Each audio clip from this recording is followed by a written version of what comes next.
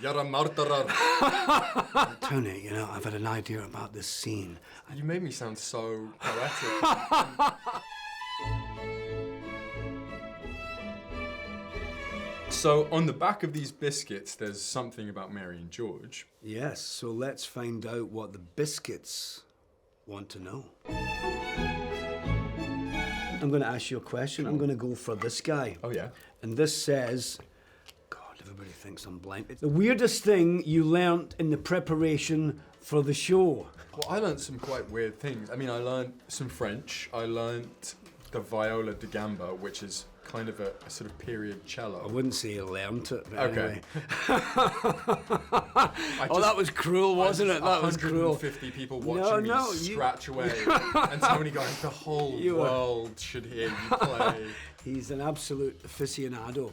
That was not easy to do, and you accomplished it very well. Thank you. There was a bit of French, a bit of Latin, a bit of Greek in this. Oh, yeah, exactly. A lot of dancing, actually. Yeah, there was a bit of dance we both had to do. The sex scenes. Positions were the sex scenes. I'd never been in an orgy before with 5 other naked men. Oh, yeah. But you know what? As soon as you get in, you're in it to win it, you know, bish bash bosh. Yeah. But that was you had to do a lot of that as well. There was nothing you didn't unturn. There was no stone left unturned with old Georgie boy. Formative experience. Well, I'm going to go for this plump-looking little thing over there. Oh, that's no way to talk about. Sorry. How do you take your tea? Oh, I like an Earl Grey with a dash of milk. Oh, very nice. Very simple. I'm not much of a tea drinker, I have to say. say. You're not? I'm more of a coffee guy, yeah. Really? Maybe since I've fled the country and gone to the US. The best thing about wearing period costumes, Nick. I mean, you feel very important. You walk differently when you're in it, don't you? I mean, with those bloody heels on you do, yeah. You have to walk differently. Yeah. You're quite short as well, so you like having an extra couple of inches. How dare you?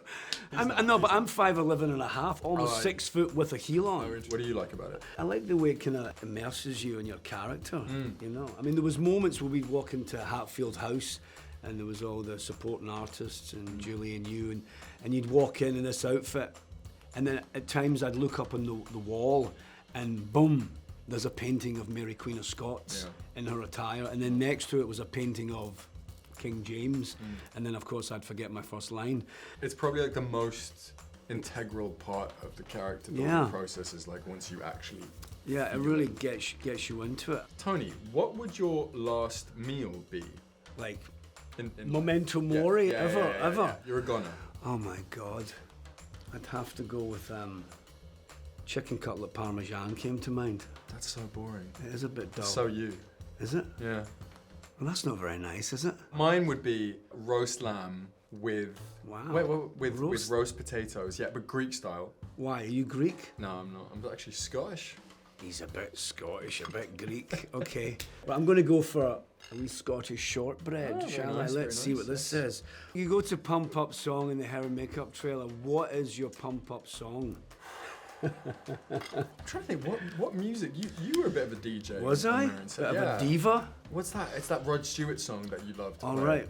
If you think I'm sexy and you want my body, come on, that one. Is that what you go for? He looked into the mirror every single day and screamed that into the mirror to just convince himself. I've got a great face for radio, as my mother would say. That's not just what your mother would say. It's what we all say. Yeah, I used to play a band called The Snuts in the morning. There's a great album called Millennials, you know. Yeah. You just did a music video for them. Oh, I did. I did. It's a little bit of self-promotion. Self-promotion there, yeah. You don't see me talking about my other projects here, Tony. I'm going to go for... custard cream. Custard cream. Oh, yes. Do an impression of one another. You're a murderer. Oh my God, that's pretty good actually. In fact, he's never impersonated me on set until now. All right, let's see. Tony, you know, I've had an idea about this scene. I think if you were to just turn around and then we gaze at the stars, I think that could be quite powerful. Wow. What are you talking about? That's a rubbish idea. You made me sound so poetic. That's a man I would follow. I would not hire any of us if we had to impersonate each other. I thought mine was spot on, to be honest. Really, I think you nailed it. Thank you. Who is the better horse rider?